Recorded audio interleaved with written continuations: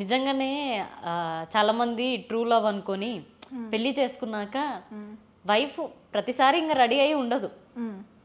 తను నచ్చినట్టుగా నా హస్బెండే కదా, నేను తనకే కదా అంకితం, నేను ఎలా ఉన్నా కూడా నచ్చుతానేమో కరెక్ట్ అనే పాయింట్లో అంత ప్రిఫరెన్స్ ఇవ్వరు, అంత రెడీ అవ్వరు.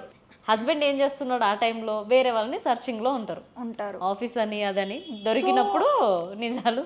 సో ఇప్పుడు ఏంటంటే నేను అబ్రాడ్లో ఉంటాను కదా, ఇప్పుడు వైఫ్స్, నేను దుబాయ్లో ఉంటాను, వాళ్ళు ముస్లిం వైఫ్స్, వాళ్ళు కవర్ చేసి ఉంటారు బయటకు వచ్చినప్పుడు. కానీ వాళ్ళు ఎంత మనకన్నా ఎక్కువ మెయింటైన్ చేస్తారు, కనపడకపోయినా. ఎవరి గురించి? హస్బెండ్ గురించి. అవును. సో ఆ కల్చర్ మన ఇండియాలో రావాలి.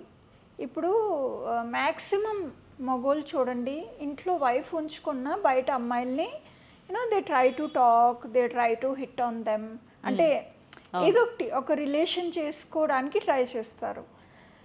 అదే కానీ మన వైఫే, అంటే వాళ్ళ వైఫే నీట్గా ఉండి, హెల్తీగా ఉండి, ఫిట్గా ఉండి, అందంగా ఉండి, ఇప్పుడు అందంగా అవ్వడానికి పెద్ద పెద్ద సర్జరీస్ అవసరం లేదు, కొంచెం మేకప్ చేస్తే చాలు, చాలా ప్రెజెంటబుల్గా ఉంటాం.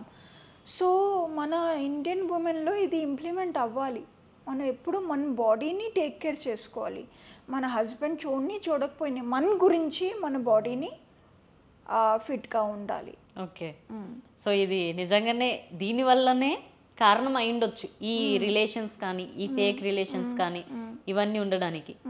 సో మీరు మీ సెల్ఫ్ని మీరు ప్రూవ్ చేసుకున్నారు, ఒక కాస్మిక్ యూనివర్స్ అవార్డు కూడా తీసుకున్నారు.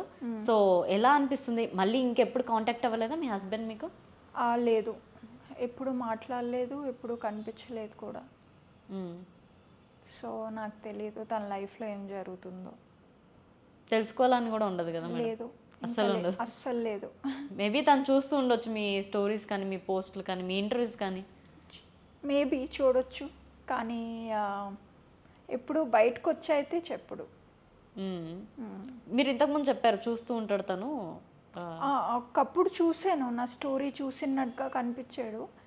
కానీ దాని తర్వాత అంతమంది ఉంటారు కదా, ఎవరెవరు చూస్తున్నారో అంత టైం దొరకదు.